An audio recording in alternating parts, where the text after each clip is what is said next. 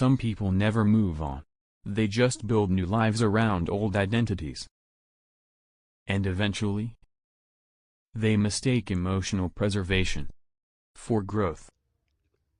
Lot's wife, the one who already left and looked back. Noah's wife never boarded. Lot's wife boarded. She left. She made the decision. She walked away from the city, from everything she had built in it, from everyone who told her it was enough, from the life that had a name and a location and a confirmed shape. She was already in the motion, already past the threshold, already by every external measure free. And then she looks back and becomes a pillar of salt. Not punishment, crystallization, the permanent preservation of the moment.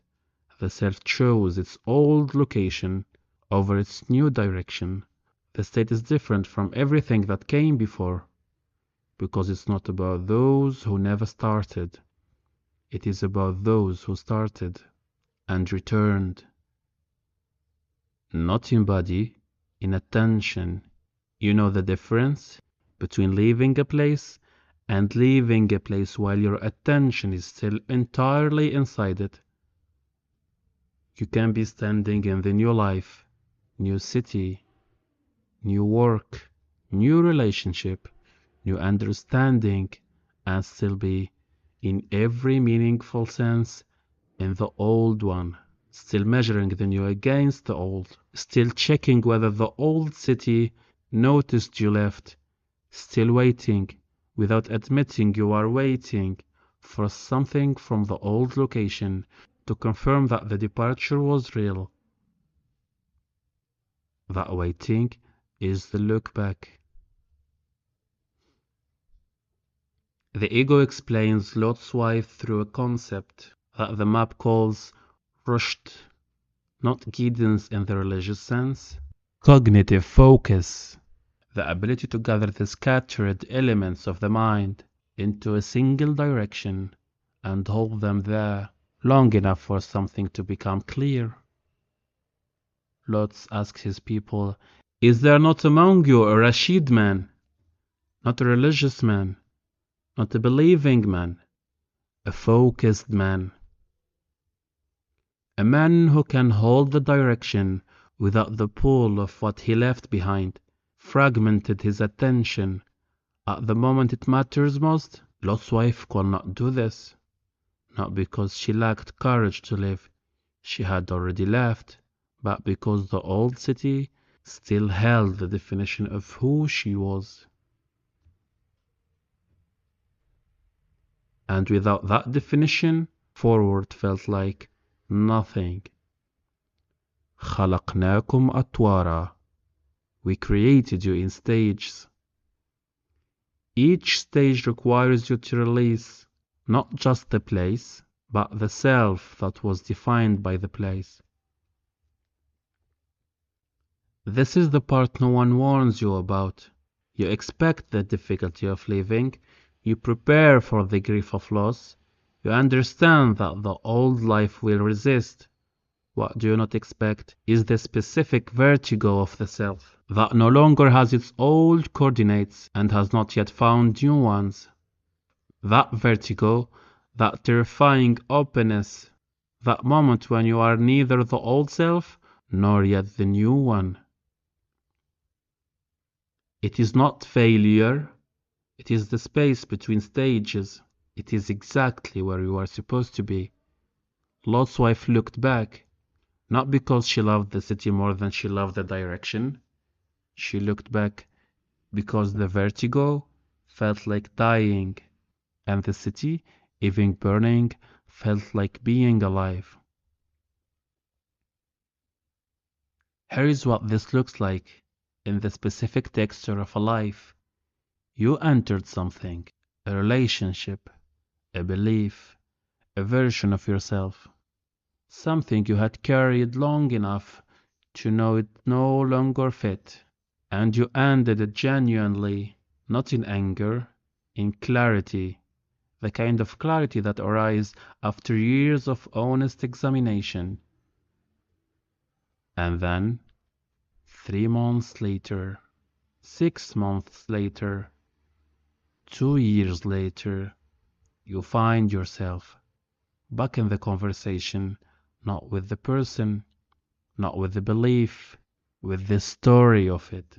Replaying what was said, reconstructing what you should have said, measuring your current life against the one you left, wondering quietly, persistently, whether the people in the old city understand why you left, whether they miss you, whether you were right to go.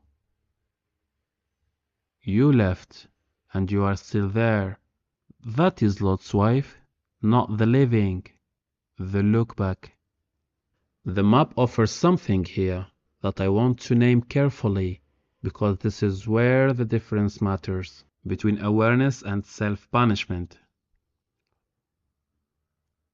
Lot's wife did not look back because she was weak. She looked back because she was human. The self that was defined by the old city did not disappear because she walked away from it. It came with her. It is always with you. The question is not, why did you look back? The question is, what are you looking for when you looked back? Because sometimes the look back is grief, and grief moves. It processes, it integrates, it releases.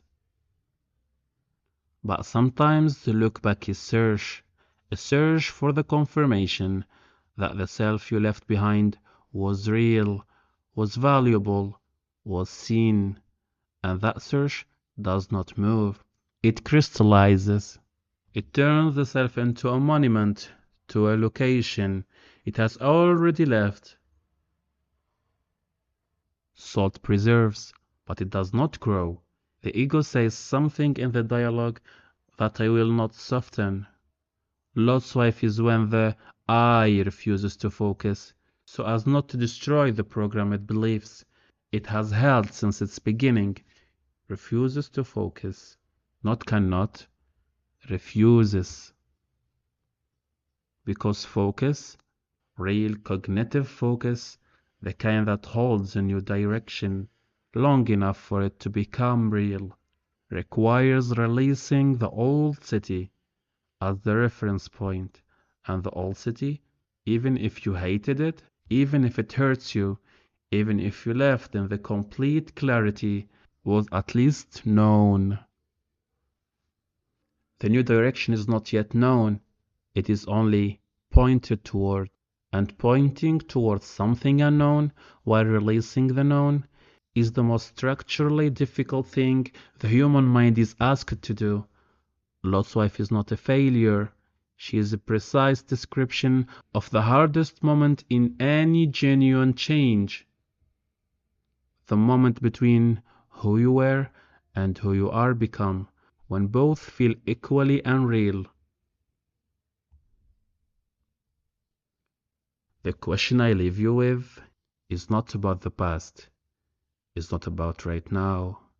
Where are you currently standing in a new direction, but measuring everything against coordinates that no longer exist?